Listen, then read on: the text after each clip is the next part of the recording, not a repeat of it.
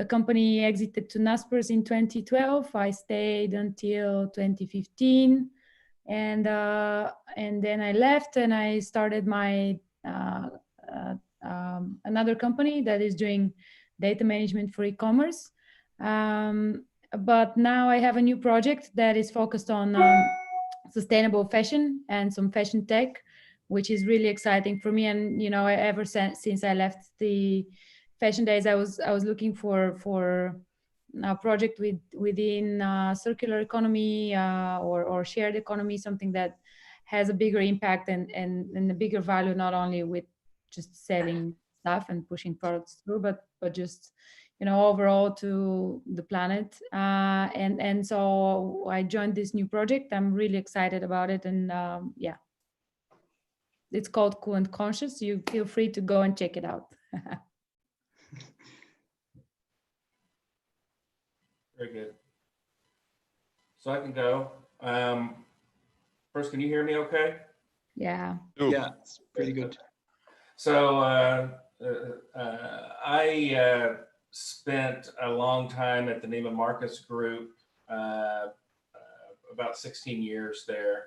My career has been about information and technology, and kind of the fashion thing happened later in my career when I joined the Neiman Marcus Group, and saw that our technology division was not aligned with the rest of the business in terms of understanding what Neiman Marcus did for a living. So that's kind of where I began to come out from behind the scenes and start talking, around the world, with people about, how we could use technology and we could use our digital skills to do a better job of being a fashion retailer.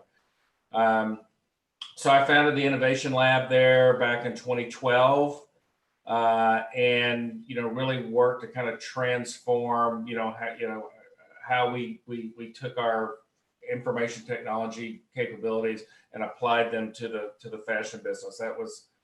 That's what I did. I did that through 2018. I left at the end of 2018, and have since been working with some of the partners, that I had brought in to transform the business of Neiman Marcus. So I'm currently at a company called PowerFront, and we do live chat, messaging, AI kind of things for digital retail, which is actually a pretty good space to be in, considering where we're at in the world today, and the new importance of the digital part of a retailer's business now, in this sort of no-touch world we find ourselves in. That's a little bit about me. Cool. Hi, everyone. My name is Lodovico. I am originally Swiss, but have been living in Brazil for the past 8 years. I arrived in Brazil by chance meaning through a work project in my previous life, working in a bank. And then at the end of 2012, I co-founded Amaro with 2 other friends, one Swiss and one Brazilian. And Amaro was the first DNVB's digitally native vertical brand here in Brazil. And I think by now we are the largest digital brand, direct consumer brand in Latin America. So we started when e-commerce was really at the very, very beginning here. If you just looked at the local market back then, we didn't have the big retailers were not online. We had a few marketplaces, a few discounters online, but it was super the beginning. And it was even, sorry? What year was that? When was that? It was 2012.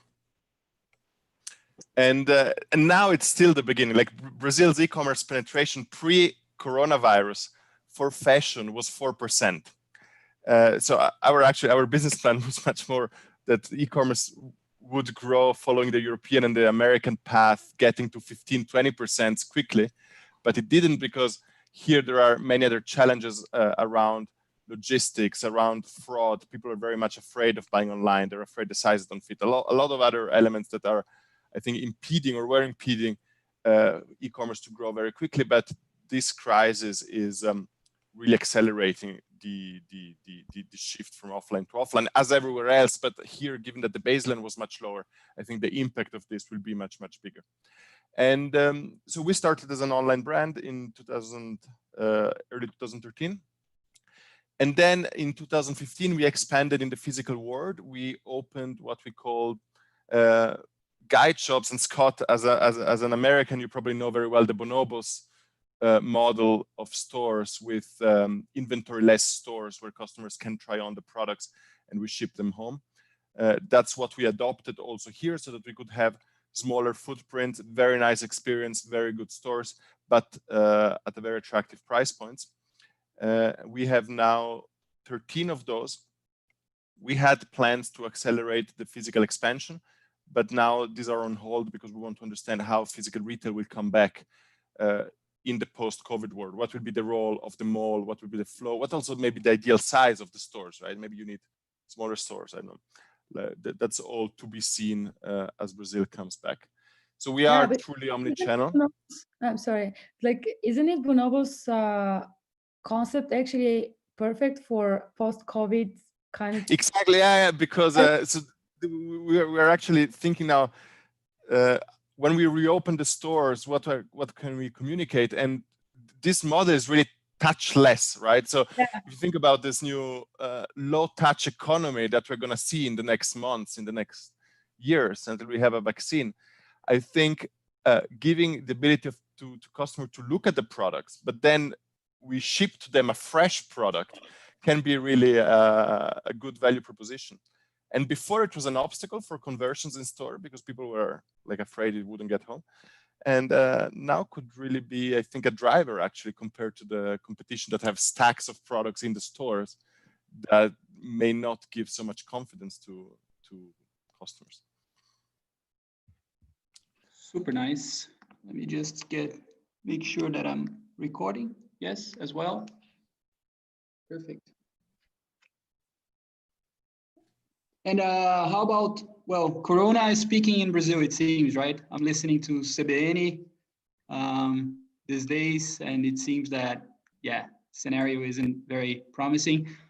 But I think there's hope. At least I was out in Denmark. It's pretty good, looking good. The weather is fantastic, so people are out and about, like no one wearing masks, which, I mean, in Brazil, it seems awkward to me, but I don't know. I like to hear you guys. Also you, Scott, what's going on? Where are you based, Scott? I'm in Dallas. I'm in Texas. All right. Yeah. Look, they're trying to reopen things, around the country. Different states are at different levels. Mm-hmm. Here, I think, we're at, phase 2, which is a lot of things are opening at like 50% capacity, that sort of thing. I have, some doubts about, how successful that's going to be, in terms of, nothing has fundamentally changed in terms of, the disease that caused all this in the first place. Right. So the more we start congregating people together, the more I worry that we're going to, end up right back where we started, with the, as you had mentioned earlier, I think, a vaccine is, really the answer, to all this. And that's off, over the horizon at this point. So we're trying to get back, to some normalcy, but, I think there are lots of people that are, cautious about that. It's for instance, just because I can today go eat at a restaurant because I've allowed them to reopen doesn't mean I'm going to. In fact, I know I'm not going to. But there are a lot of people that are as the instant those doors were open, they were back in there, right? And so more power to them, and hopefully they save the economy. But I'm on the cautious side of things, I think, and I would be wearing a mask, Carlos, and if I were out in public, even in a beautiful day, surrounded by people that weren't, that would concern me. Really? Well, yes, absolutely. I think that that's just look, being a technology guy, right? The mask is a primitive piece of technology, right, to help me not get that disease or to help me not give it to you, right? Right. So I'm a believer in applying the technology that's available. Mm-hmm. Mm-hmm. Well, some insights from Europe. I think I am quarantined. Well, not anymore because we just got released. But I am in eastern parts of Europe, and it was a very awkward experience because in here we were under very severe quarantine, so we were not allowed to go out at all. So you could only go to the store or just have a very good reason to be on the streets. And then from one day to the next, everything got just like back to normal, which to use Scott, it also bothers me. I think it's a step too fast, and it kind of nullifies everything that we've done so far. And because our company is active in the UK, so Kool and Konscious is operating on the UK market, and so we were looking to kind of maybe see to open a pop-up store over the summer, and now we are getting some feedback from retailers that already opened. In fact, they just had another call, and the notion is that all of them are sorry that they opened because nobody enters the stores. The cost of just running the store at 1/3 of capacity and zero customers coming in is just too high. And I think we need to find some way to figure that out. Also because the rules are unclear, you cannot actually, if it's a fashion one, you cannot try items on. So it absolutely makes no sense at this point of time. That's my other concern, I think too, is what's the foot traffic going to look like? I go back to the restaurant things where they let them, a couple of weeks ago open at 25% capacity. How do you make any money running a restaurant at 25% capacity? Their margins were, razor thin, when they were at full capacity. So, I'm pretty sure that's a losing proposition. And, I can think back to Neiman Marcus where, we were always looking for how could we be better at getting more people into the store, right? More foot traffic. It was a struggle as more and more people, weren't willing to get out, right? I'm talking about pre-pandemic, right? You had to fight to get customers in the door. Now, the barrier is, sky high for that. Yeah. So are you going to generate enough foot traffic to even pay the light bill? Right, is a deep concern, I would think. Yeah. Fortunately, often the decision to open or not may also depend, for those that are in a mall, about how the mall operator will treat rent or rent discounts. Maybe they say, I'll give you a discount if you open the store, so you're kind of forced of opening. So that's also a big topic. We have 3 stores that are opening at the end of next week in the south of Brazil, because the south of Brazil is was a bit insulated and protected from the virus. And there we kind of had to open because we will open 2 weeks later than the mall reopened. But they say if we wouldn't open, then they would start applying some fines that were in the contract because they want the malls with all the stores. But it will be a money losing proposition, and we'll have to see also how to manage the team and so to make it not lose too much money.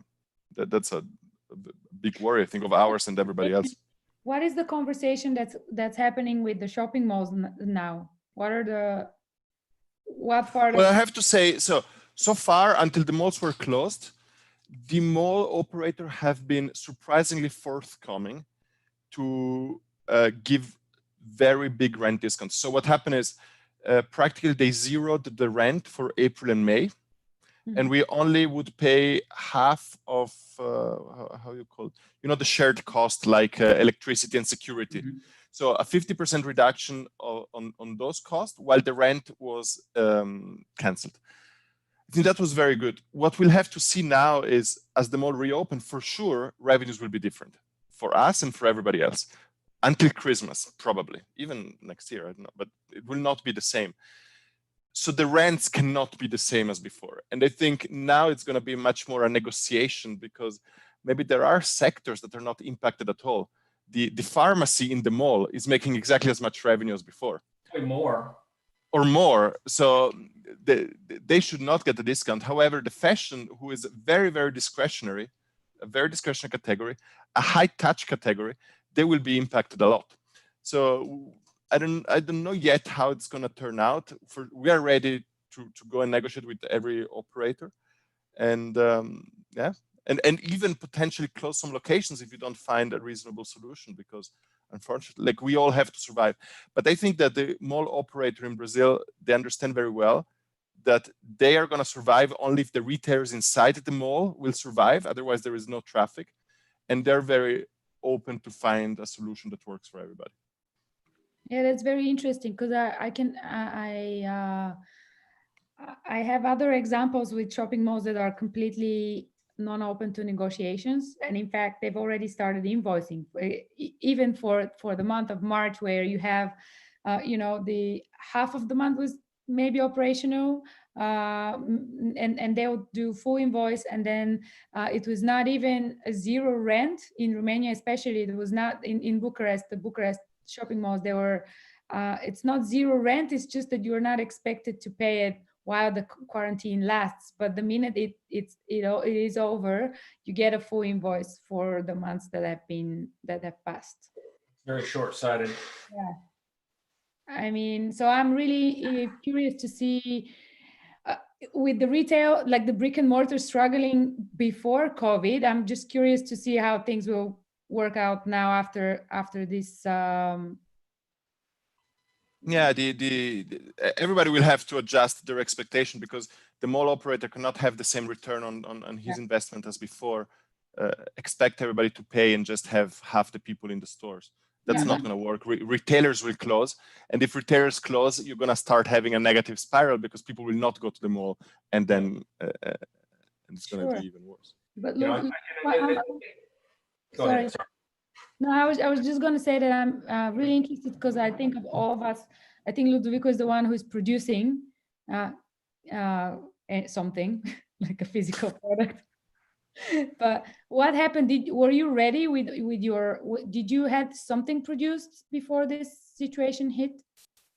And which season was it?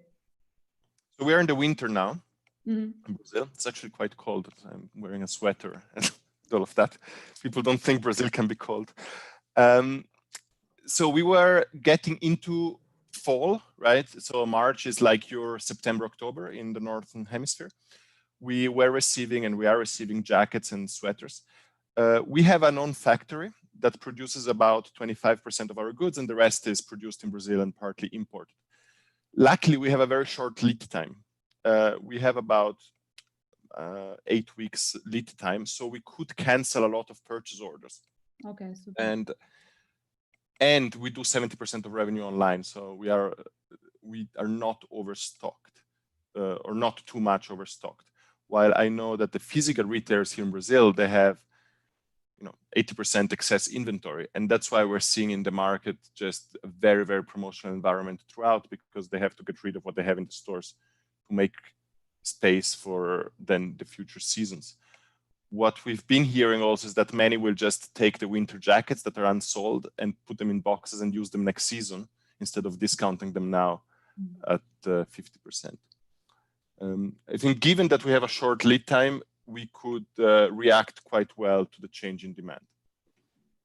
Yeah, but this is also because you have control over the supply chain. Partly, yeah. Because what happens with us, and Kool and Konscious is a marketplace that holds a lot of brands, right? Like a lot of producers.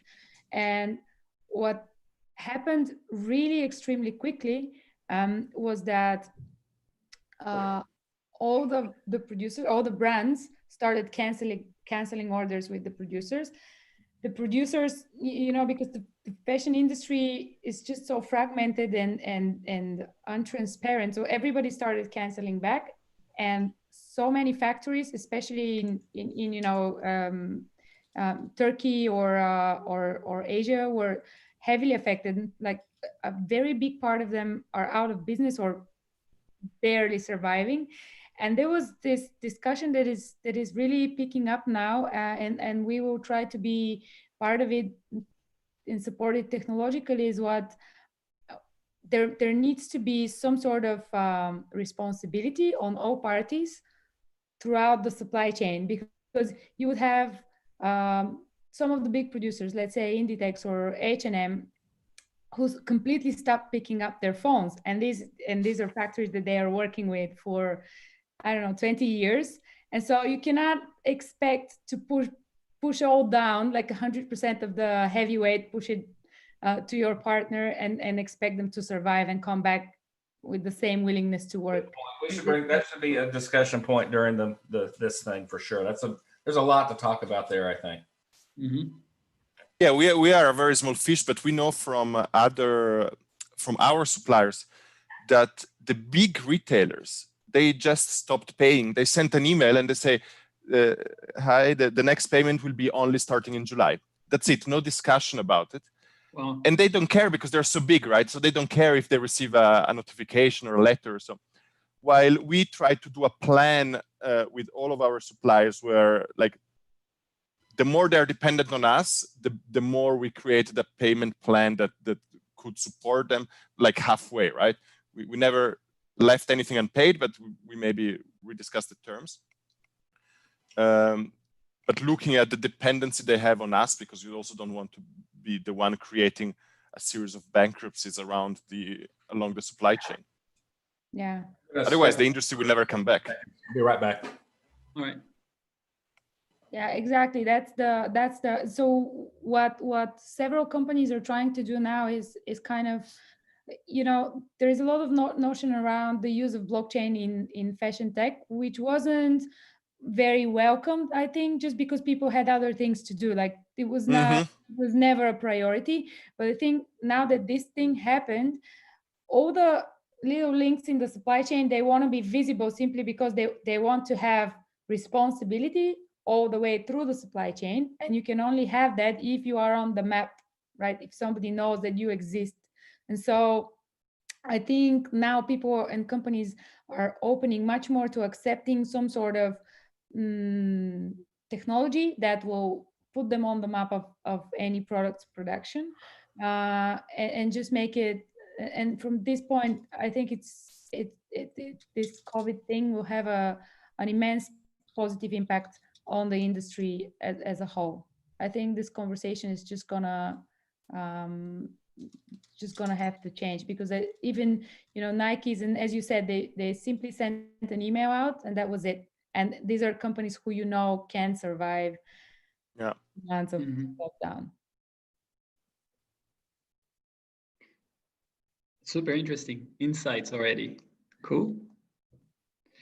Yeah, I'm curious. Unfortunately, Scott went away, but I was just curious his take on technology. He's back. Hey, I'm sorry. Oh, yeah. Hey, I was just wondering what's your take on blockchain implementation in fashion, or other type of technology that would just make the supply chain more transparent.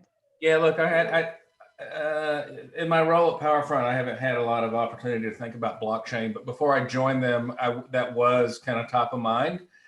And I was working with a consultancy that sustainability was one of their kind of pillars, of the business. This organization called Current Global, so look, we thought blockchain was critical for transparency in the supply chain, especially when you started to think about this push towards sustainability, and you needed that traceability, back along the line.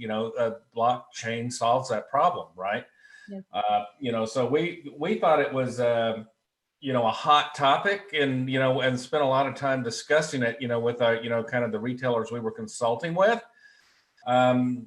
I don't, in my position now, like I said, I don't get to see it on a, or talk about it on a daily basis, but I would think that I'd be concerned that maybe sustainability is taking a little bit of a back burner, and everybody's thinking more about surviving right now.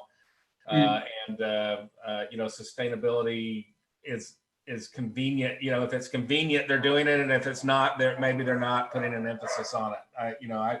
You're probably closer to that than me. Yeah. No, you definitely right.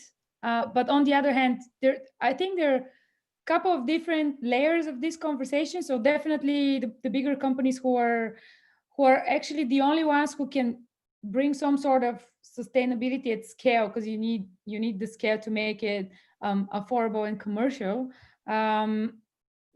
They're definitely gonna put it to the back now, simply because they definitely need to catch up for the last I don't know, 6 months where they're at zero.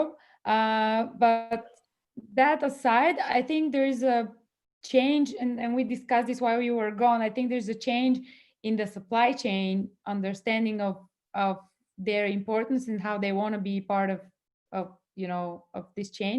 And I think because of what happened, and because they were so burned by the situation and by their partners, by the big retailers, they are now much more than ever convinced and willing to go blockchain and be transparent and be on the map, simply because then you cannot pretend that they don't exist and that you don't know that they're there. And so I think from that angle, there will be a push for some sort of implementation of some sort of technology just to make the supply chain more transparent. And the other one is, I think there is a slight change in people's perception of what they actually need, because they may have come to the realization that they don't need as much after being locked down at home for as many months as they have been. I mean, right? Excuse me, guys. Can I officially kick off the event, and then we continue with the discussions, because people are joining in just to be. Not the official. Sure. I thought we were done.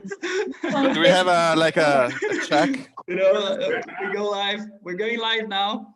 So it's 3:30 CET as I promised. Actually 3:33. So slightly Brazilian delay here. Not so much, right, Lodovico?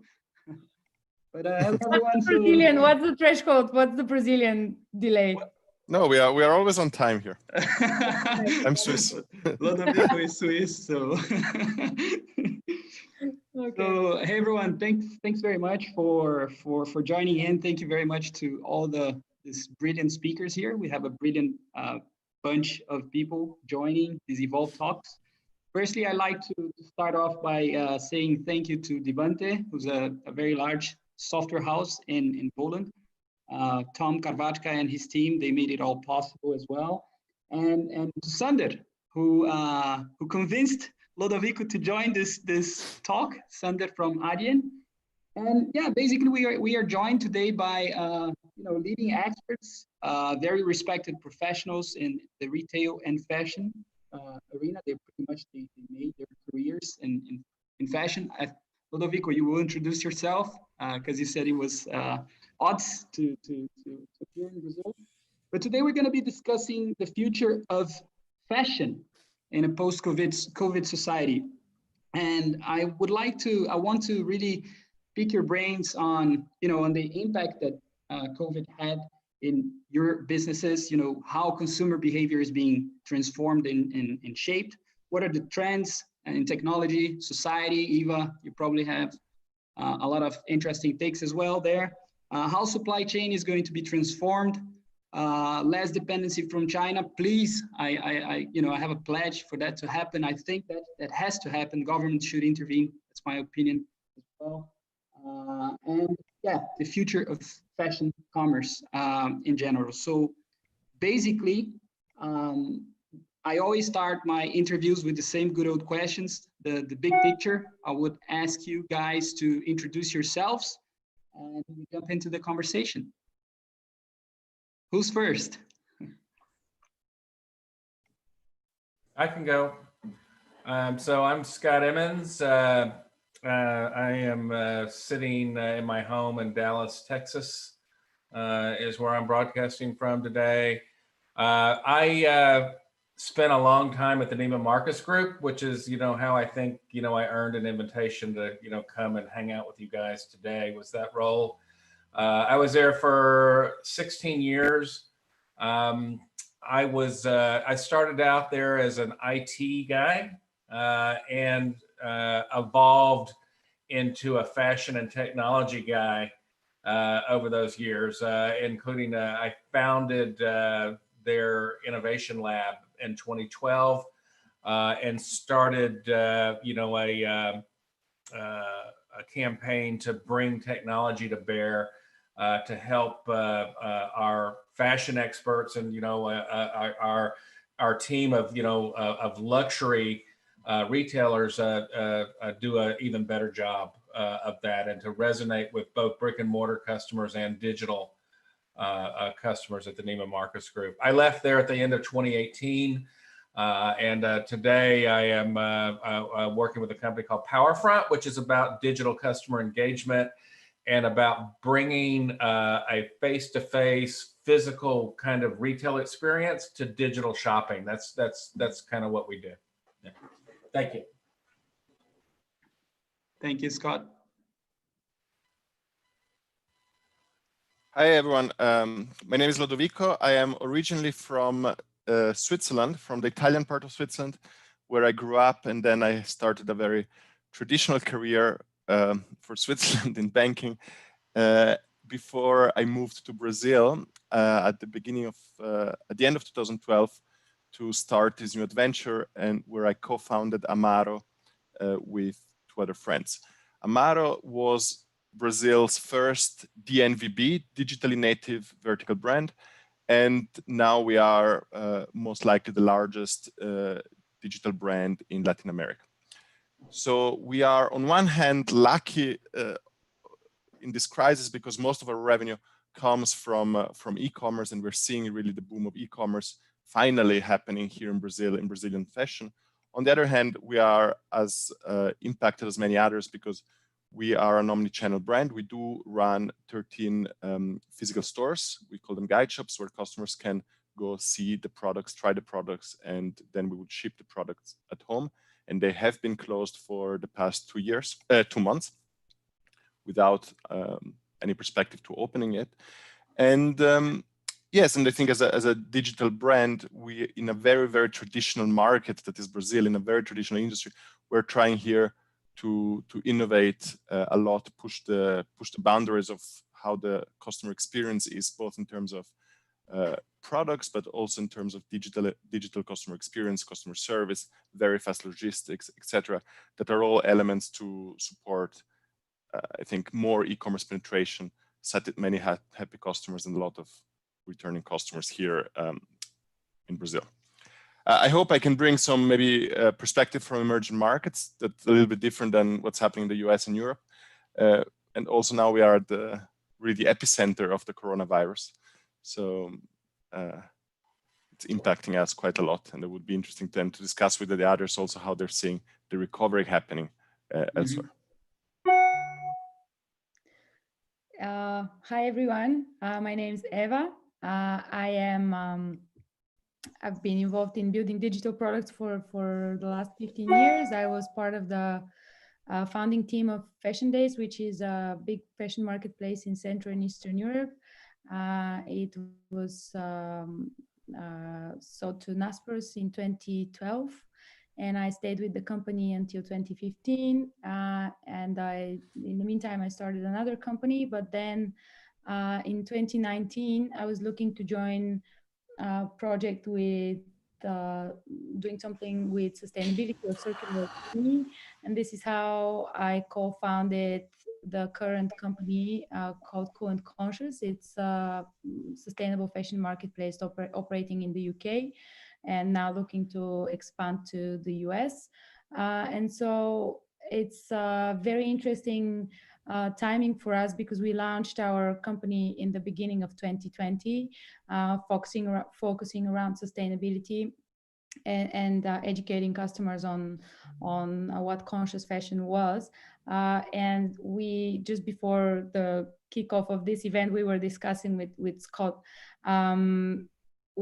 if people would care, or if companies would care about sustainability. So I'm really curious to discuss with all of you your take on that, and what the customer demand will look like in these coming months. Fantastic. I think in order to start the conversation, I was today listening to a podcast the business of fashion, and it was an episode with their founder and also McKinsey. And it was interesting to hear that they had it was 2020 was one of the worst years according what CEOs were predicting in terms of forecasts. And I mean, we had a lot of already trade wars going on between the US and China, a lot of strange things in the air. So we had a very strange environment pre-COVID already taking place, and now we have COVID. I think where I would like to start this conversation is by by the reality. So unemployment, right?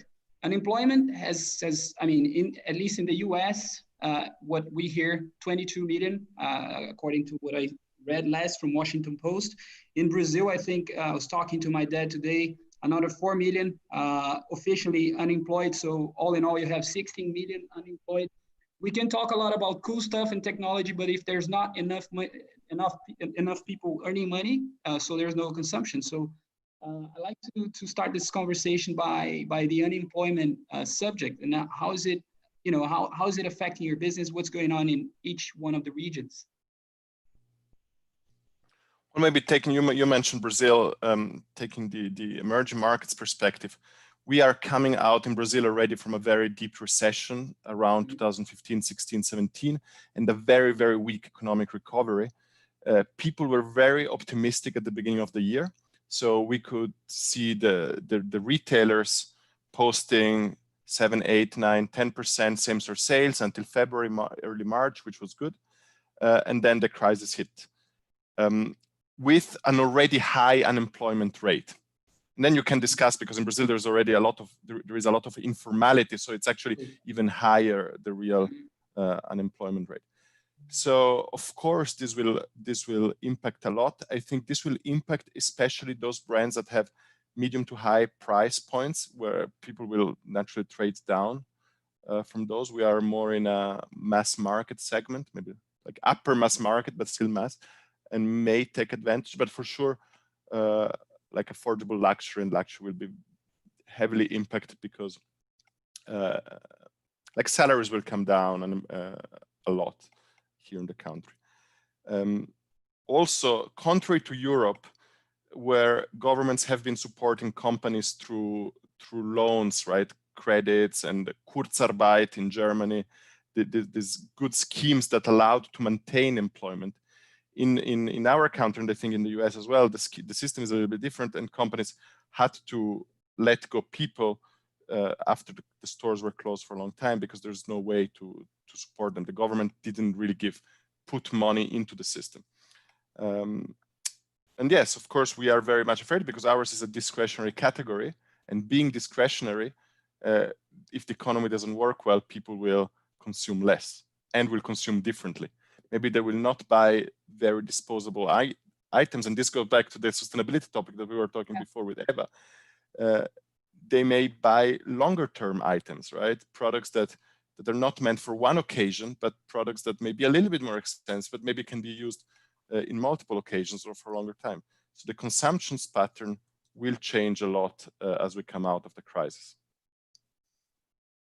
Yeah, I think that the jury's still out here, in terms of, I'm thinking back to January, which seems like 20 years ago now, in terms of the differences that have occurred in just a few months, where, I was at NRF, the big National Retail Federation show in New York, and everything was, pretty normal, right? It was a packed show, and everybody was optimistic, and business was going pretty good. And, it was, optimistic even, I would say. And, it just took a few weeks, right, to completely turn that on its head.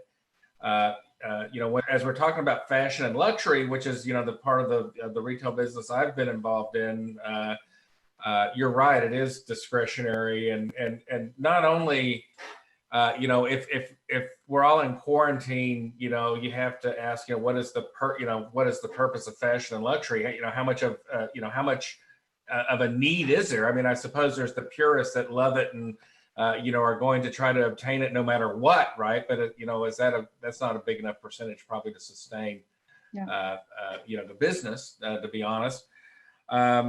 And then, these other factors that jumped in, along with the virus, like, this whole global trade uncertainty and, the US and China's, constant, going at each other, it feels like. And the, look, here in Texas directly, right, the energy prices and, what's happened, with oil and gas, here over the last few months, that those businesses, sustained a lot of people and drove a lot of revenue, and sent a lot of, paid a lot of luxury shopping bills, right? And that money's not coming in for those people anymore, right? So they're gonna, be sitting on, on the sidelines as well. So, there's a lot of factors. I think it would be safe to predict that demand will be a lot less for the foreseeable future.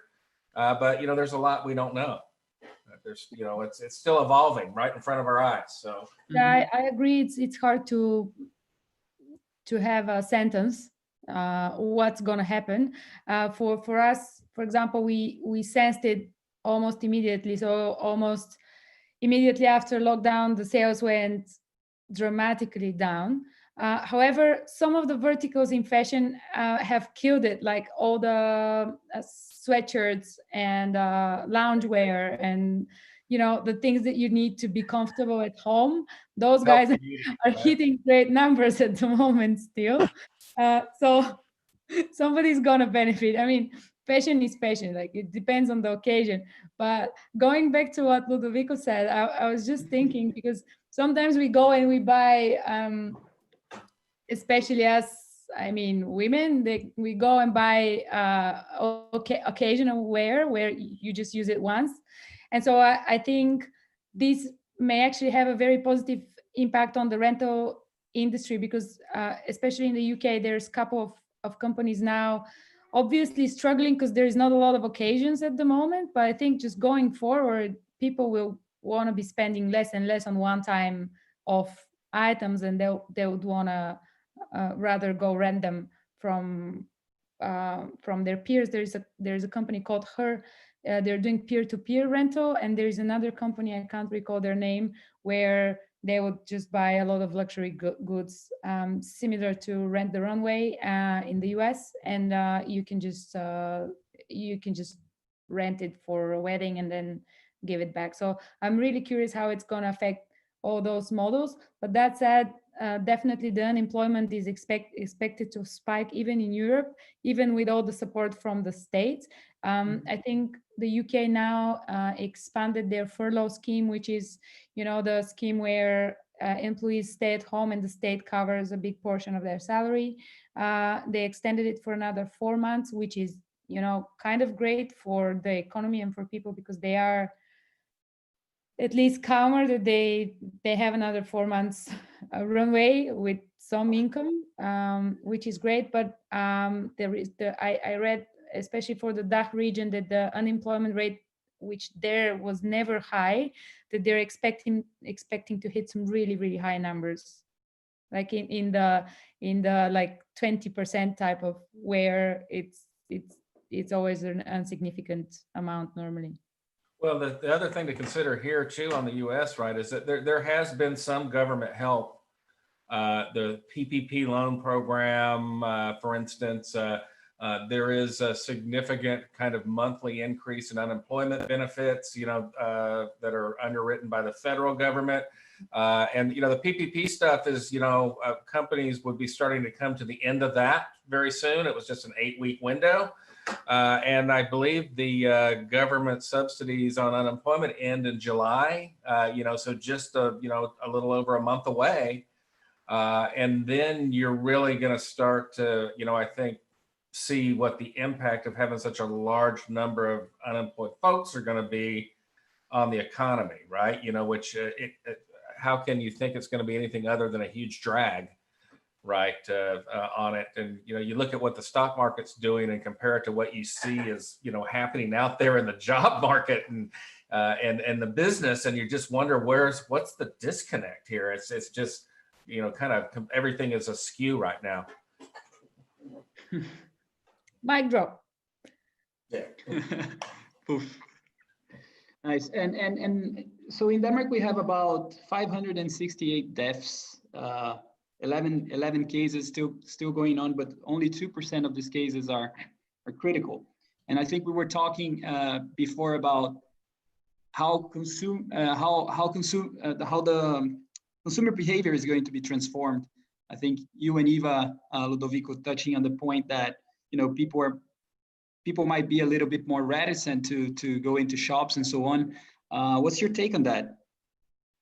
And Yes, so just sorry, and just to my point, I mean, as I said at the beginning of the call, people are in Denmark, at least they seem very laid back. I don't know, you know, but that's the Danish way as well. No one wearing masks, and Denmark or Scandinavia, but you can't really compare Denmark and Sweden because they've taken completely different measures, and things seem to have worked in Denmark. However, people are quite relaxed, I would say, outside. You know, sunny day, people going out having beers, and it's fantastic. So, yeah.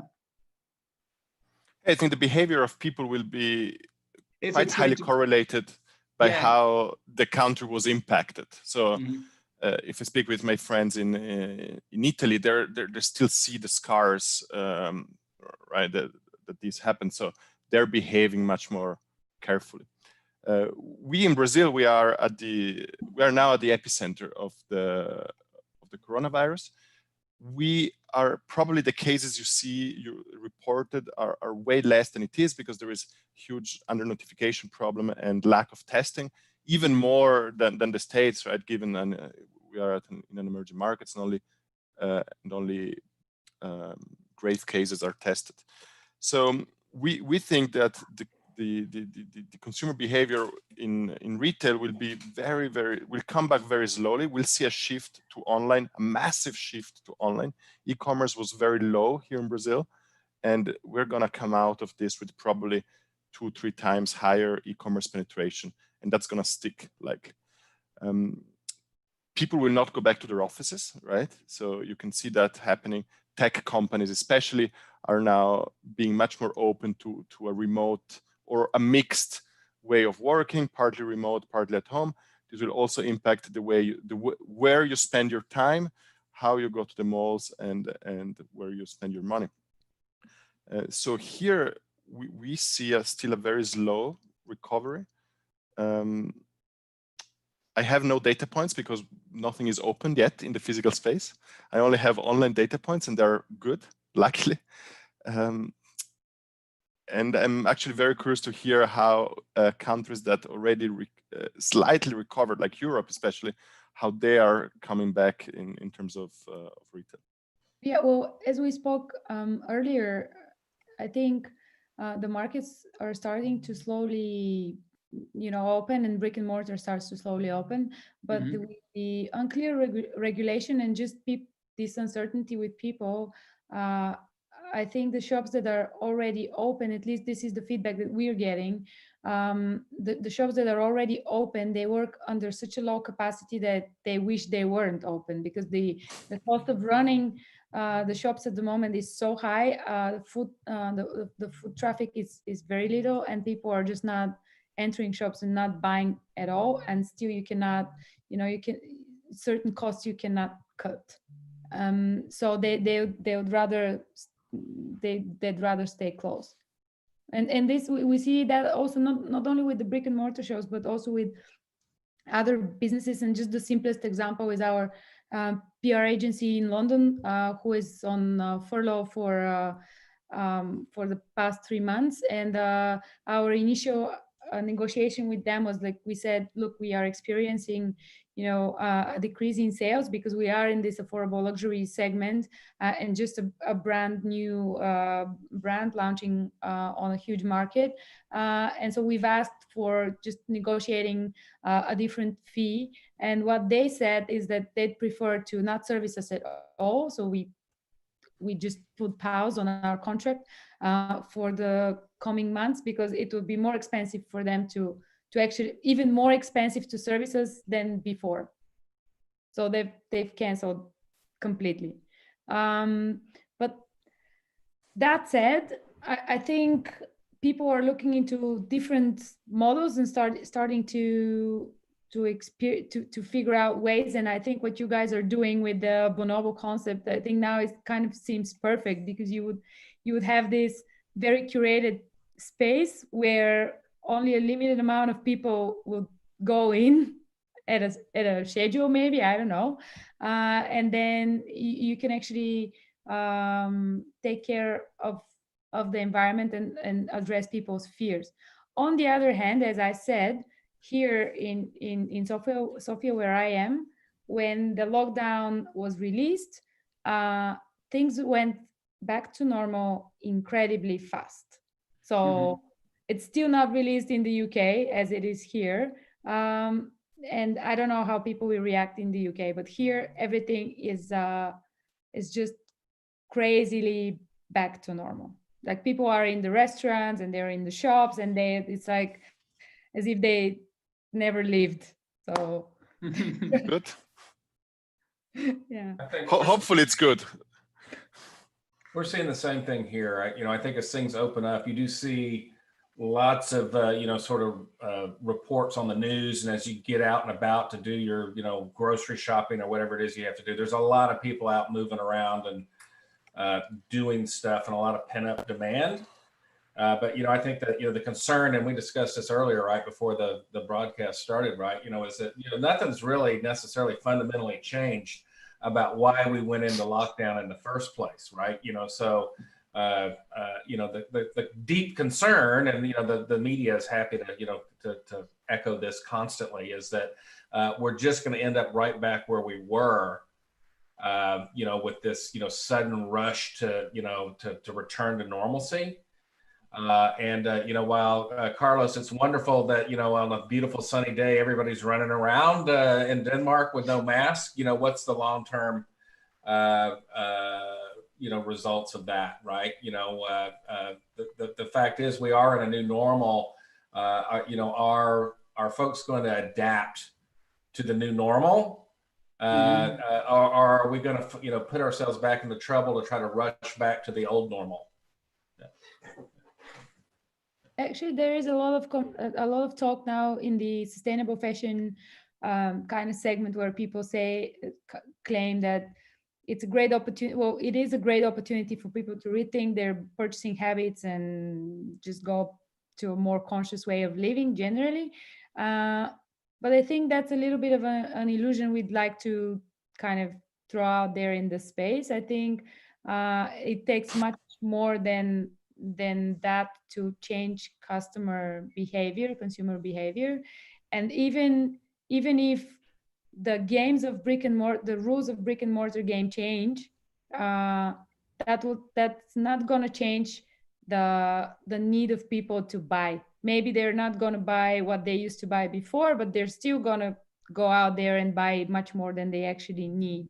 So, which is the actual issue that we need to address, looking at a grander scheme of things. And so I think, it's, I don't want to be, a downer here, but I think it's just an illusion, and people will definitely, in the minute that they will go back to what they were doing before. And you can see that in China, because China opened in, I don't know, a month ago, and Louis Vuitton did in one shop 2 million USD in turnover in like 24 hours. So did that sustain though? I mean, I saw that information as well. I'd like to see what that curve looked like after the first, kind of week, for a few days, first week. Sure. I mean, yeah, of course. But obviously there is some pent up demand, right. And when you 2 months at home, you go out and spend everything in months. Yeah, well, I can understand it. Like, buying a bag is an important thing. So. Well, and the other thing is, how much was being driven by retailers trying to, to dump their excess inventory, right? And offering really attractive prices to do that. Yeah. So guys, what are the big trends that you're seeing now for retailers in terms of technology, society? Eva, I'd like maybe to provoke you a little bit, because when we talk about sustainable fashion, like, a business has to grow, right? And if you have to grow, you have to sell more. And if you have to sell more, how can you be sustainable? So I like also to listen from you guys. What are the big trends that you're seeing, and maybe provoke you a little bit, Eva? Like you know, No, like actually, it's you may think it's a provocative question, but it actually isn't. I think I have a different take on this. I think it's not about driving a wedge between sustainable fashion and fashion generally. I think we are at a point of time where, let's say, print was maybe 20 years ago when online newscasters started popping up, right? It's We need to transition the fashion industry into a much more transparent and sustainable industry, simply because it is producing in a way that is ineffective and unsustainable and ultimately harming the environment. The way to do that is something very complex, right? It's a task that we are not going to solve now in 15 minutes of conversation. But one of the ways is that we need to, well, there's several ways and technologies that are already starting to appear.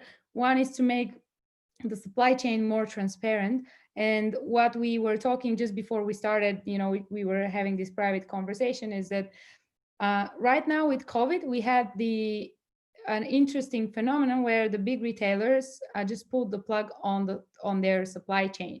And because the supply chain is so fragmented and untransparent, so many companies on the chain could not even claim that they were owned something, right? There was, as Lodovico said, there was an email sent out that the next payment will be in June. And then from March to June, you had 0 orders and 0 payments, and you had a lot of bricks on the supply chain behind you who are waiting for payments to be paid.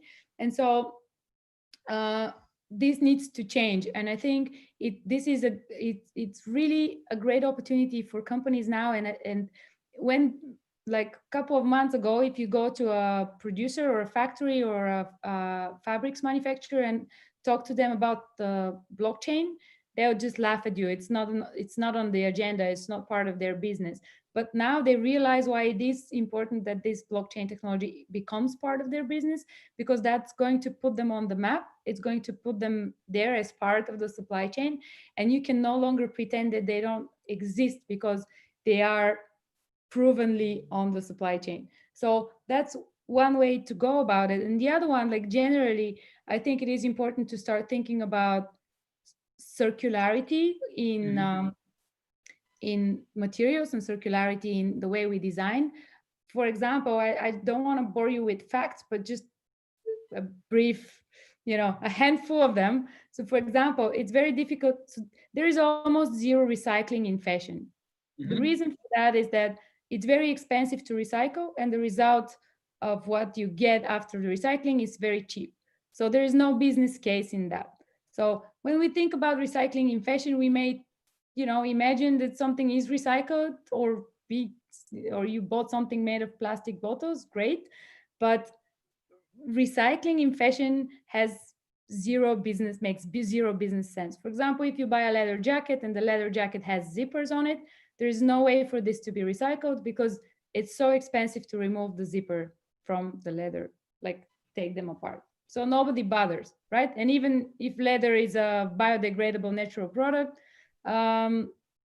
nobody's going to remove the zipper, and there is a lot of effects from that. So one way is to address the way we design, and the other one is to address the materials that we use.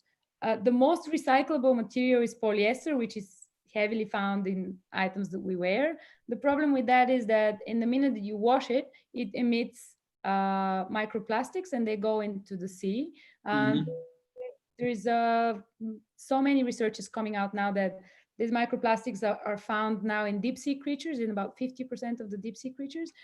This is something that you cannot see, and you cannot filter, and you cannot remove from water. So that's a big problem. Like, ultimately, I think at the moment, a person eats 1 credit card per week, I guess. So just with your food intake, with everything that's in our nature. So going back to your question, I think it's not of sustainable fashion and the other type of fashion. It's just all the fashion players moving to more sustainable practices in production, and ultimately having circularity in mind, simply because we we love to buy things, be fashion products or whatever, phones or anything that we don't need. And there is a comfort in buying, and there's people who enjoy something like that. And so I think the idea is not to punish people because they enjoy to do something. The idea is to produce something that is not going to ask people to change their habits and their behaviors, but it's going to be something that you can put on the ground, and then it's going to biodegrade, or you can take back into pieces and use all of its different pieces to do something else. And the concept of circular economy has been out there for over 20 years, I guess. And now it's a little bit more out there, and people are paying attention a little bit more to it. It's going to take a while, but I think customer behavior also changes. And I think after the COVID, is something that we discussed. After the COVID, when people realize that they don't necessarily need as many things, maybe that's going to be a different push. If you look at the H&M financial report for 2018, you will notice that they have actually been heavily hit by change in demand and customer perception, and they have started to redo their business in a way. So they are testing different types of shop environment, so much more curated spaces and experience spaces. They've started, they are going into the secondhand market with some of their brands because they figured out that, for example, and other stories is doing great on the secondhand market. So they're tapping into that.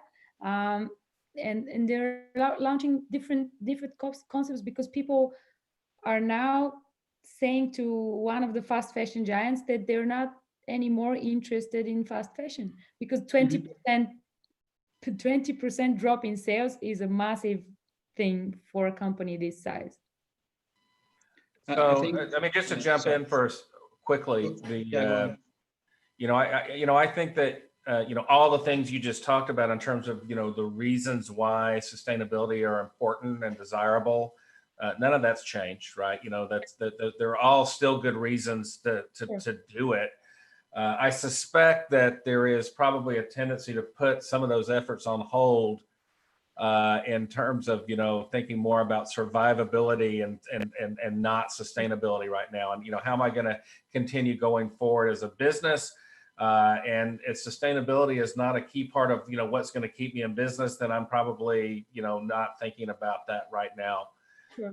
That's what I suspect is happening. And in my current role, I don't get to talk about it as much as I did in some of the previous things I did, where we did spend a lot of time talking about sustainability when I was at Current Global, for instance, and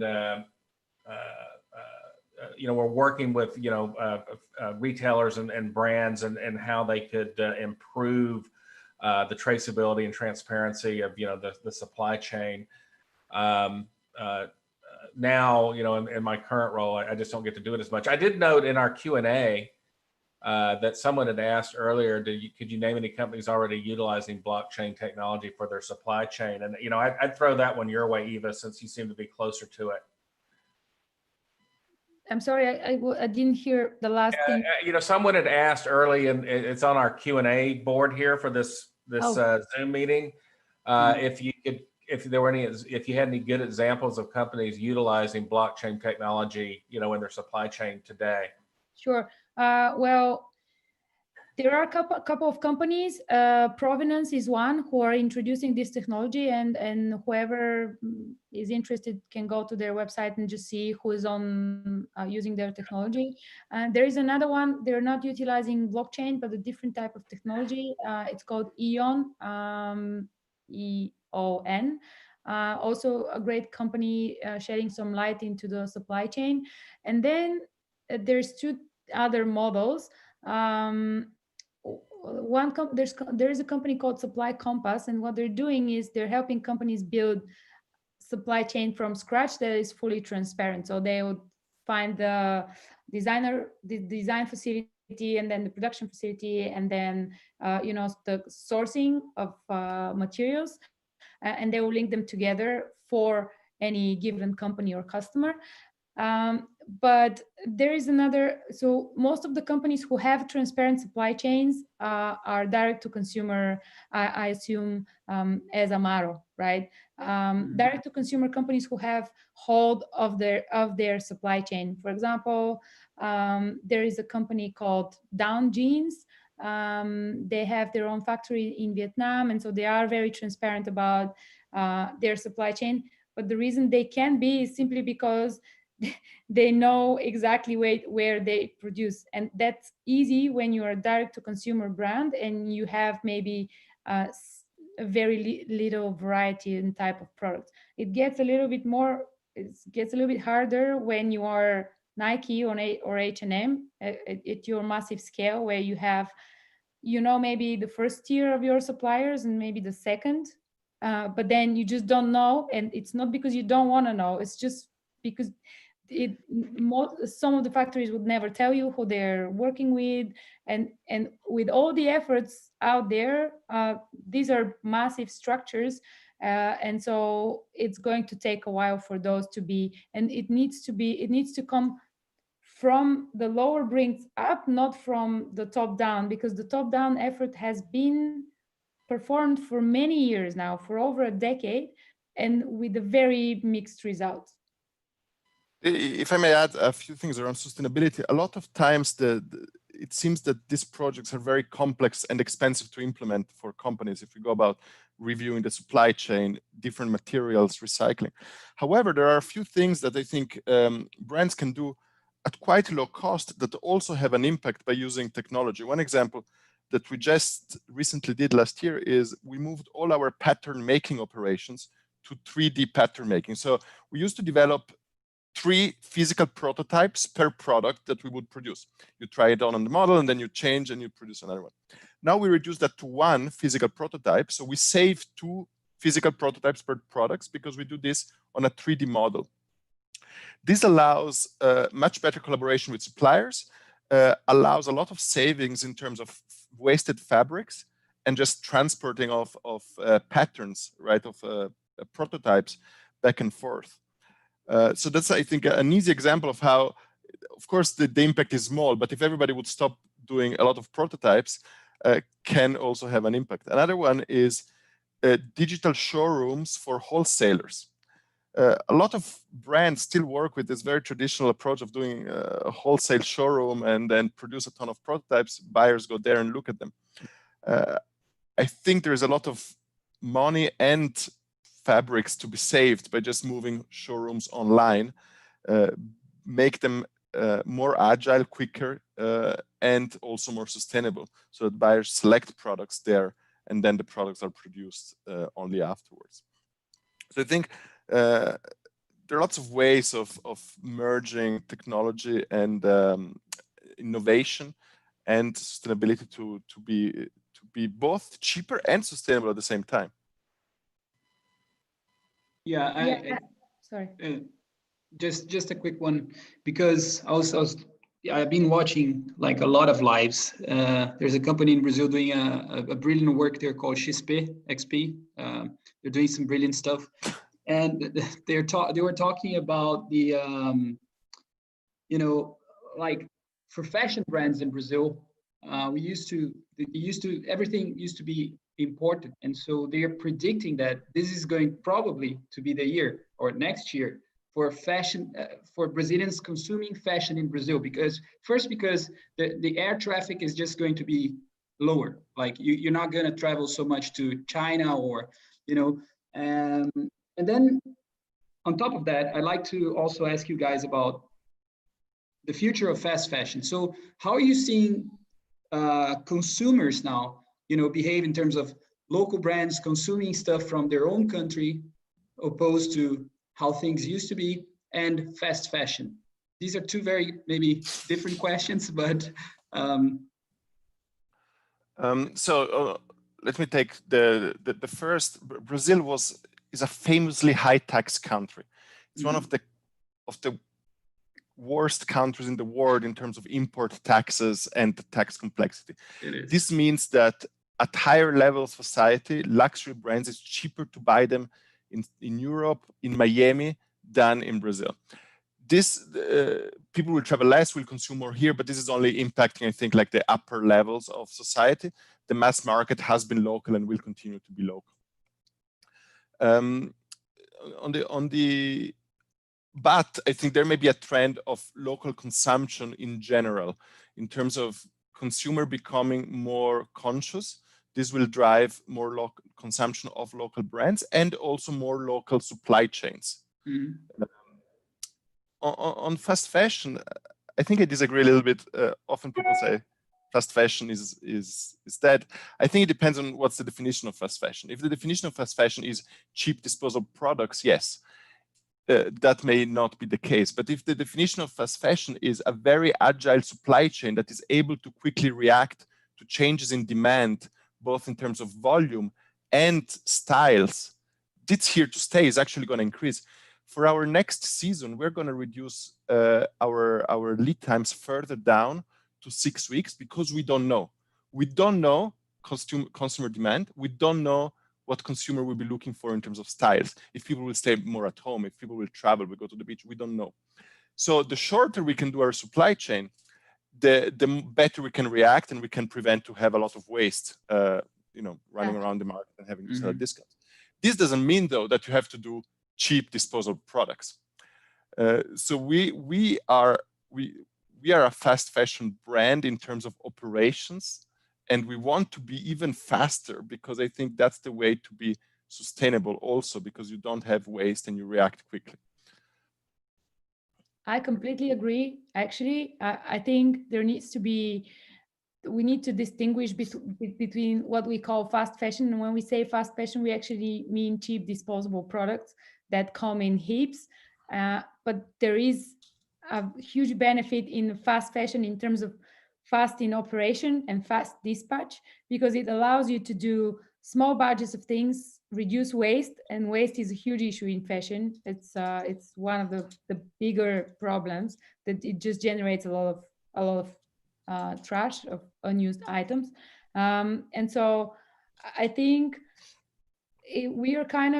we need to find a new term to define this fast fashion in sense of fast and agile operations.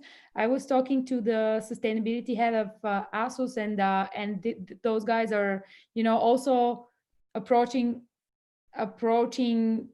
the change in their model from exactly that angle, because they want to have the variety that people are used to, but in much smaller batches. So they don't produce heaps of products. It's not a huge production line. It's just something that you produce in small batches. It goes fast to market, and then you go to the next one, which is a different approach. It's not necessarily a cheap product. It's not necessarily a disposable product. And it actually allows and helps to address a lot of the issues in fashion. And also, in order for you to have a transparent and that much of an agile production, it needs to be transparent, and you need to be in control of it. Otherwise, it's not going to happen, right? So it has a lot of positives, and I think combining that with new materials and new ways of designing items is actually the way forward, and one of the ways that fashion needs to develop into.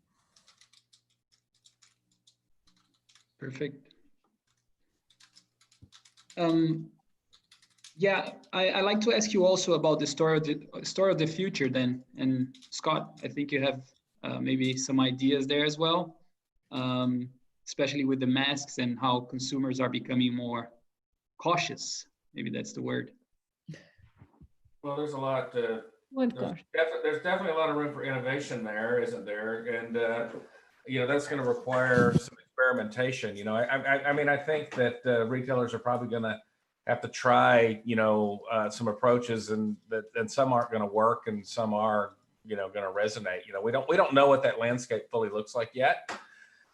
And then you've got sort of like here in the U.S. this sort of weirdness right now of things like masks being some sort of political expression as well. And if you're on the conservative side, you're against them, and if you're on the liberal side, then you're for them, and which I find astounding. Because to me, masks are just our technology, just like anything else, right? It's just a piece of technology to apply, to a problem. In this case, the spread of this virus. What are we going to have to think about? I came from a big department store world. Is that a sustainable, model, going forward? It's, TBD, right? My former employer filed for bankruptcy. Neiman Marcus has filed for bankruptcy. I don't think that's necessarily, 100% because of COVID. I think that just sped it along, right? Mm-hmm. In terms of, they were actually operating under an unsustainable debt, and that needed to be fixed. That the leverage buyouts that happened, years back, the financials that were used to legitimize that didn't turn out right. Didn't come to play, and they weren't going to be able to make those interest payments over time. So, I see, that Neiman Marcus at the high end, but then I see, mid-tier, retailers also struggling. JCPenney's has filed for bankruptcy, for example. Pier 1 here, which is a, kind of a consumer goods, chain, filed for bankruptcy. They were, these were all struggling before COVID, and now, COVID just sort of, signed their. We should be careful not to use COVID as an excuse for business models that weren't worked in working the past anyway, and were right? not current anymore. Yeah, look, the fact that we were sort of over retailed, and you had retailers that were that didn't necessarily solve a problem for their customers, if you will. COVID was just the straw that broke the camel's back, so to speak, right? In those cases. And so, another one, here, Dallas has been kind of known, for having a lot of retail headquarters. And, I've seen, just in the last couple of weeks, right, 4 of those file bankruptcy. So it's, if the problem, that, the media loved to state that we had too much retail and too much square foot for retail, that problem seems to be kind of solving itself. At this point, and maybe one of the things we walk out of, on the other end of this is physical retail, more right-sized. I think there will be also much more direct to consumer in general. So wholesalers, so multi-brand boutiques, department stores will be much less relevant in the future retail landscape.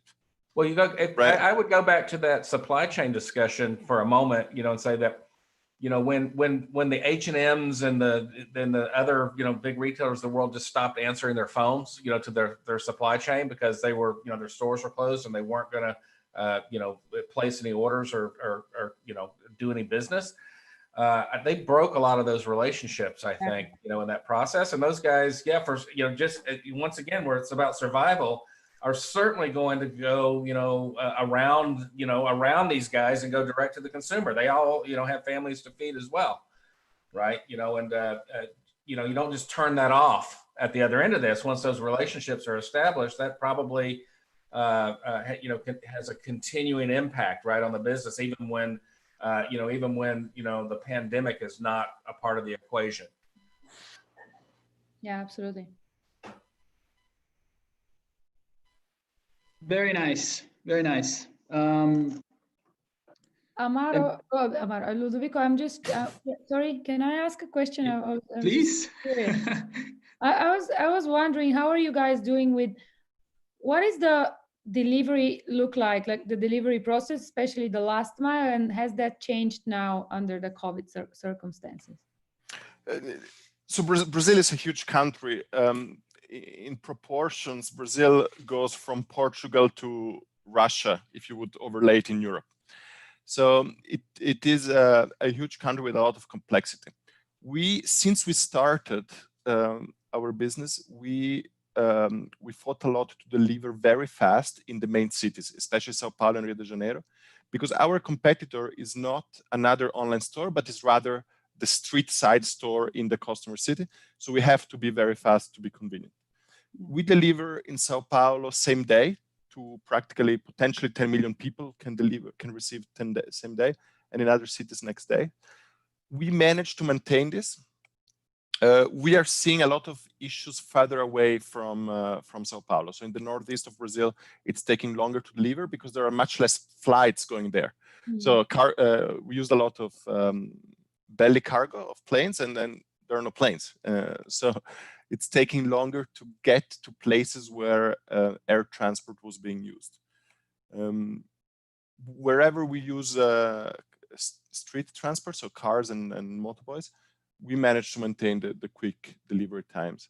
And we noticed that customers, since customers are at home now the whole time, they're also very impatient. And they're very sensible to hitting the promised delivery time. So you have to manage very actively expectations even more than before. Sure. And you are doing it yourself, or you have a logistics partner? So we have our own distribution center. We manage our fulfillment center. We believe that in a market like this, it's very important to have a lot of control on the operations. Then we do the last mile delivery with 7 different partners. Okay. Yeah.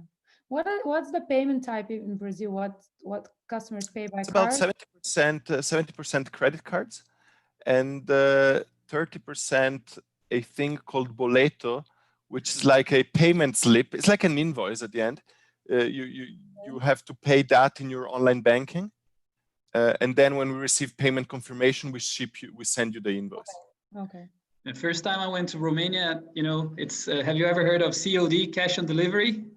The ruler of Central and Eastern. Jesus Christ, they pay in cash. They don't trust cards. I think it all changed now with COVID. I was talking to Victor, Eva, and it was a big shift there as well. Yeah, because people don't like to touch the cash because they think it has the disease on it. Yeah, I think that shifted, but well, it's kind of long-term, what's going to change forever, right? I don't want to touch the cash. I don't want to touch the pad at the store. Right. If I got, I've got a hardware, a local hardware store. I've had to go to get some things, right? I've been working around the house since, when there's nothing better to do. And they require me to touch that pad every time I check out, and I complain to them every time going, come on, we're all wearing masks and you've done all these other things, right, to make it safe for me in the store. And I've got to touch this machine that everybody else touched, fix this. But also in the US, you're quite archaic with the need to sign credit card bills. That also needs to evolve. It makes no sense. That signature adds no security whatsoever to exactly. Guys, just going back to the supply chain discussion, I think it's very interesting, as I addressed at the beginning of the call, the role of Asia, China. And do you believe that we're going to, centralize a little bit more the production of clothes and how things are manufactured, or we're going back to normal and whatever? I can tell you here in the U.S., I think things that are considered essential, like medical supplies and those sorts of things, we'll bring those back to manufacture here. Based on the experience we had of what happens when the whole world needs the same thing all at once, right? And guess what? You're going to take care of your own people first. Makes sense. And so when we could not get the supplies we needed because most of that supply chain was located in China and elsewhere. It opened a lot of eyes as to, maybe, just because it's the cheapest way to, manufacture it may not be the best way, from a strategic standpoint to do it. Totally agree. Yeah, I think actually the technology is also there for different type of production, where it's not necessarily cheaper to offshore it always. Well, it depends on the product, obviously, but I think with 3D printing and other technologies that are out there for production, I think, and what Lodovico mentioned before for this agile, fast fashion production types, I think that model can be applied to other industries as well, not necessarily only to fashion. Just be much more closer to your customer and have better control. I think it started with the logistics because I think, do you have different warehouses throughout Brazil? No, we are not big enough. No, we have only one. Yeah, so there is, you know, at certain scale, it just makes sense that you have different warehouses here and there, and I think this is something that's going to happen at some point with the production as well, where you produce and ship from the same place. I think there might be a company almost close to that, the Chiquel guys. Do you remember what was the name of? Puya. His name is Puya, Yeah. the CEO there. Yeah. They're trying to do something similar to that. I think they're designed to shop, designed to produce item lead time is 4 hours, something like that. Yeah. Lodovico, you have a take on that?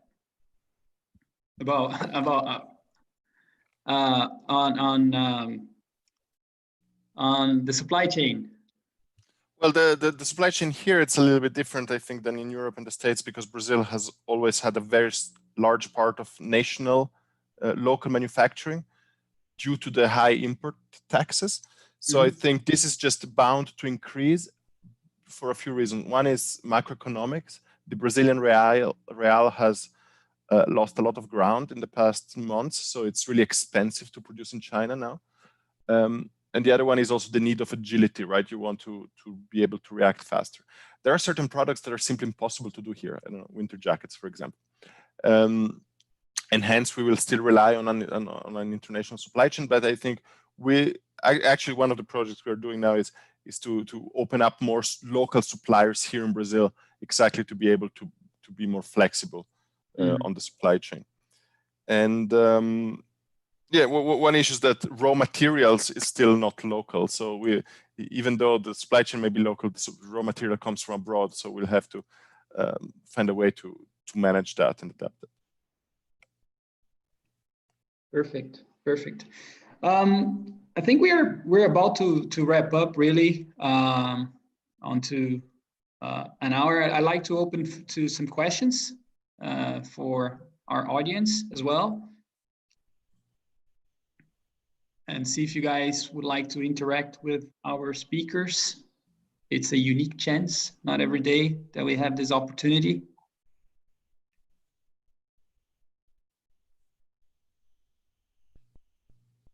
Let me see, we've got some questions here. So the first question's about, was about, supply chain and blockchain. Eva, can you just give me the name of the companies again, please? Yeah, it's Provenance is a company providing this technology.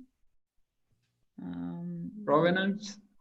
And then another company is not blockchain, but it's similar technology for transparency. It's EON. Perfect. Yes. I've spoken with Provenance in the past, and they were a strong player. Back when I was thinking about this stuff. There's one here in the U.S. called Bex 360. You might look into as well. Cool. That I found really interesting. Cool. Can you type that, Scott, please? Yeah, you want that in the chat? Yes, please. Yeah, give me a second here. Get this out of the way. We have here, let me see. Bext, okay. For China, this is a comment. China media said the factories and shops are there already, but the clients are not. So this is a warning if post-COVID really means normal, or rather new normal, with less money for shopping, more conscious purchasing, etc. 70% of payments are cashless even before COVID in China. Where can you source sustainable materials? It's a good question. I mean, the short answer to that is just Google. But but first of all, what is the definition? What's the definition? Good point. No, but like that's the tricky thing. That's a really big question. Yeah. Well, I think so. While we were a little bit we had a little time on our hands in March and April. We actually launched a very cool technology, something that we call the impact score, and it's essentially an algorithm that calculates the water and CO2 savings for each item. And the way it calculates it is that it takes into account the composition of the item, the elements. So for example, if it has buttons, zippers, and things like that, the weight of the item, and things like that. And so because sustainability, as Scott mentioned, is not very defined, so nobody really knows what it is. What we decided for ourselves that it is something that, so it's materials and products produced with less footprint, which means less water consumption and less energy or less CO2 footprint. And then it is important for us that the material is biodegradable or recyclable in some way. So there are also, for example, because cotton, for example, is a natural material, but it is very water consuming. There are great alternatives at the moment. For example, hemp, it is using 4 times less water, and you can do some great fabrics out of hemp. And so we see people going back to that material now, or bamboo is another alternative, which also is much less has less water consumption. And then you could step a little further down the manufacturing process, right? And look at things like what Levi's doing in terms of using dyeing processes that use a lot less water, for example, right? Yeah, absolutely. Yeah. Or you laser. You can do a lot of things with lasers, machines on jeans instead of washing and traditional cutting. Yeah, I think there is a company doing. There are several dyeing technologies that are either use less water or no water at all. And there is one, I think, I can't remember the name of the company, who is doing dyeing with bacteria. So it's completely natural dyeing, and they have even been able to program the bacteria to do patterns, which is quite astonishing. Sorry, someone on YouTube said hemp uses 95% less water. Just, you know. Yeah, just FYI. Yeah. There's a question to, actually, there are 2 questions to Lodovico. Lodovico, you got some vendors here, Lodovico. I would like to ask if you think sustainability will be important for Brazilian consumer. That one. Yes, of course, will be. I mean, sustainability cannot not be important. It's important throughout. I think here in Brazil, throughout the world, here in Brazil, maybe the consciousness arrived a little bit later than in Europe or in the States, just because you know, it's not as high on the Maslow pyramid of needs, but now it's a thing, and consumers are becoming very, very sensible to that. The problem, though, is that Brazilian consumers, but probably consumers all over the world, are not ready to pay more for something that is sustainable.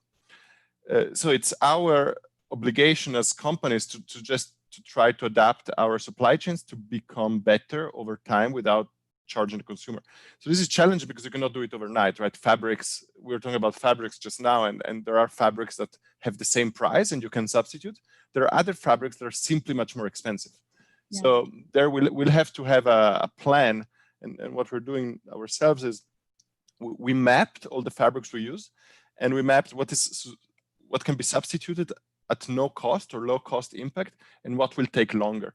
And what will take longer, you will have to wait innovations also on the fabric side that you will then be able to adapt them without increasing the cost. Virtual showrooms, it seems a good idea. Virtual, how does it really you saw work? that, yeah, thanks. How can we check the quality of fabrics, the feel, the finishes of the garments? We are able, like the market is able to produce super high quality images, videos where you can see how it falls. You may have like a brand's representative in the showrooms that is able to describe how the products work.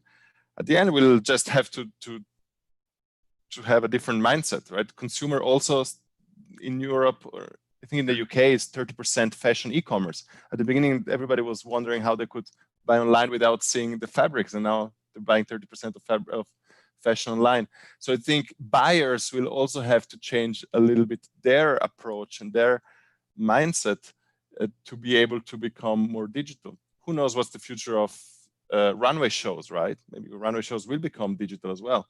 There's no need to move tons of people all over the world from Paris to New York to Milano to look at the catwalk. So all the actors in the industry will have to change a little bit their mindset, and brands can adopt technologies to show how products fit, how the fabrics is, how the sewing is done, etc. I would jump in there because that's sort of something that the company I'm working for now, we're specifically working in, including, we just introduced a standalone video assistant, product, which was designed exactly for what you were talking about, where, from an online video, a customer can go into a shop, work with a sales associate, see product demonstrated. Yes, you don't get the touch and feel part of it, but, adding visual, I think, to the equation helps a lot, to a digital shopping experience. And, it's all part of, trying to adapt, right, your sales techniques and your communication techniques for customers, right, to fit the way they want to shop. And you're going to have some percentage of customers that always want to come in and physically be in the store. And then you're going to have, I think now, a new set that, will avoid coming to the store as much as possible.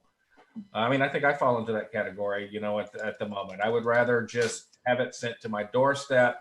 And, if it doesn't work, then I'll return it. Right. If it's, which, it has its own problems, but that's the way I prefer to work it today. Yeah. Awesome. Thanks. This audience is not shy, which is great. Last time they were a bit shy. So there's a question here to Kool and Konscious. At the website product description is sustainability, ethical product, handcrafted in the USA with high quality materials. What do you mean by ethical? Sorry. Yeah.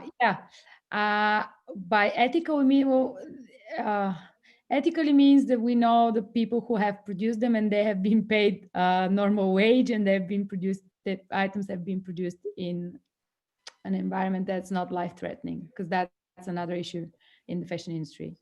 On that question, Eva, how do you keep track of that? Do you have requirements on your? Yeah, it's interesting. We do have requirements, and we do it in couple of layers, right? So we first do an initial research on items, and then once we see that the brand fits our preliminary checks, then we connect with them, and then we ask for certain proof of production. We ask for samples to test the materials and things like that. And once we have onboarded them, we use SGS to do ad hoc on some of the brands. So they do random checks once per year. So where they do like a secret shopper, or they go and investigate in the production facility. So they do different things to just check randomly brands that we onboard. So that's that. Perfect. One thing that was not to mention, but perhaps would be nice to hear your opinions about it, is the use of virtual reality for purchasing fashion clothes. I'll jump in on that. Would now be a good time to start using such technologies? It's been a good time for a while, right? This just accelerates it being a good time. And if you think about, like, I'm associated with another company, Memomi, which does digital mirrors and all sorts of interesting things with AR on digital screens. They have, for instance, a virtual hair coloring product they've done with Shiseido. Think about it. Do you really, want to go? There are some that do, but if you wanted to avoid spending extra time at the beauty shop, right? Testing are talking about hair color, you could do all this ahead of time, right? And make an informed decision right from the comfort of your own home as to what you wanted to do with that. Or they do virtual makeup. How many folks are going to want to go to their local beauty store and try testers in this current environment, right? Have been touched by, I think that the days of the tester are done for now, right? So virtual makeup, is a perfect solution to that, where I can at least go try on looks as long as it's actually photorealistic, and make some informed decisions about what's the right beauty product, especially when you consider those things are not returnable, right? So you really want to make a good choice. I think that even now virtual try on of fashion may get a kick in the pants. The difficult thing about that has been to produce the realistic 3D models of the garments, right? That it was cost prohibitive, right, to do that at scale. In this new normal, maybe that it's not cost prohibitive now. Maybe that maybe the economics have changed some, and this is a more viable way to offer try-ons for customers. Yeah, Certainly just an opportunity there. Yeah. Just to add on here, I think again, going back to this very inefficient way the fashion industry has been built, there is very little information on the products at the different sizes. So for my other company who is doing data management for e-commerce, for example, they are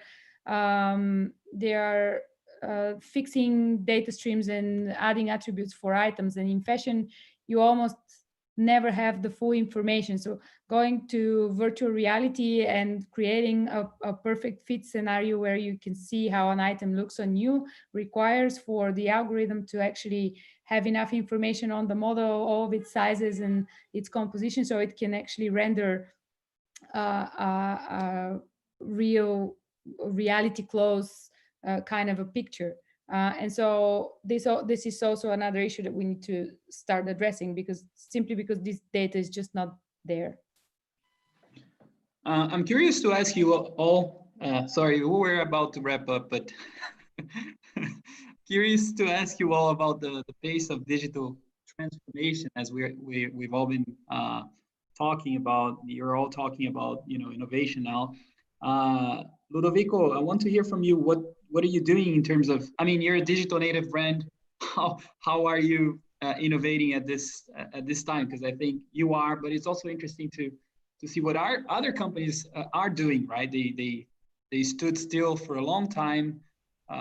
Boards, they were very romantic on if they should implement technology, and now, well, shit hit the fan. Sorry, pardon my French, but they're doing something. So what you guys are doing?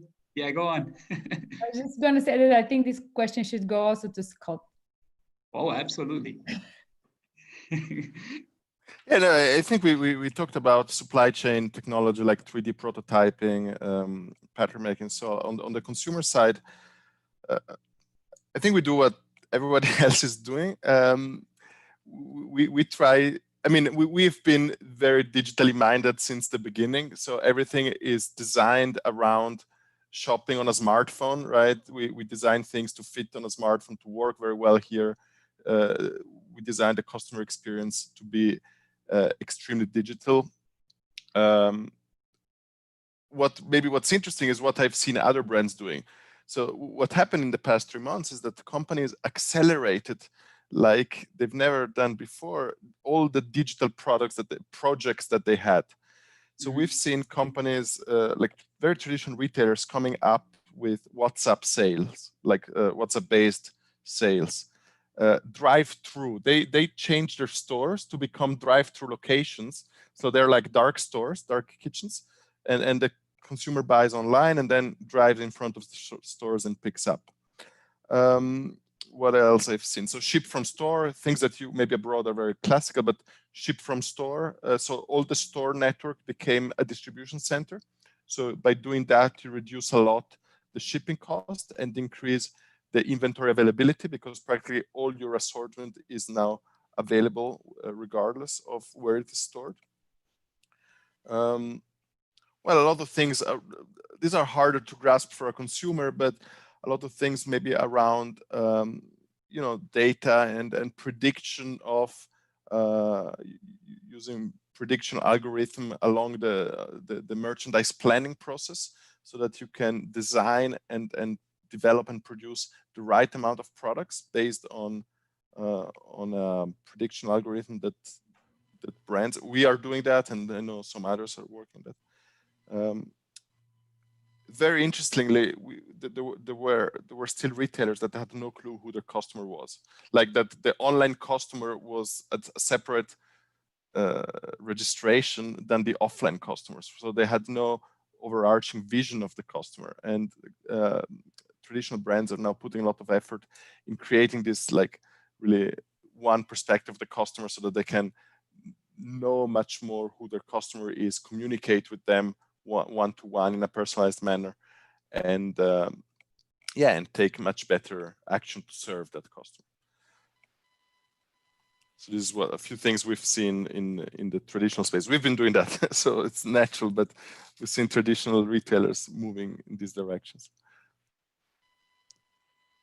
When you think about what's driving digital transformation, right? There's a little graphic I've been sharing with some friends and colleagues, that ask, who led digital transformation at your customer, and they, had three answers: A, the CEO; B, the CEO, COVID. C, COVID, right? Which I thought was very appropriate, because all of a sudden, digital transformation, for that a lot of brands and retailers were playing lip service to, now actually became something that was a matter of surviving, right? To do that, and buy online and pick up from store, now was a matter of survival, as an example.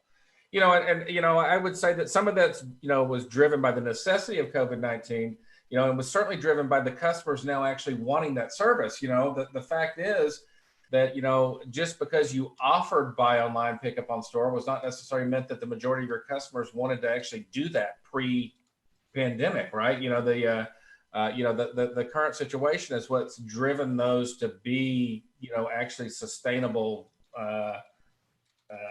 efforts and opportunities for brands. I think that there was a period of several weeks where everybody sort of sat on their hands and tried to figure out what's going on, and now it's starting to feel like there's some momentum amongst the retailers that I've been talking to about actually starting new projects, and actually doing some of the experimentation required, right, to deliver the next big thing for your customers.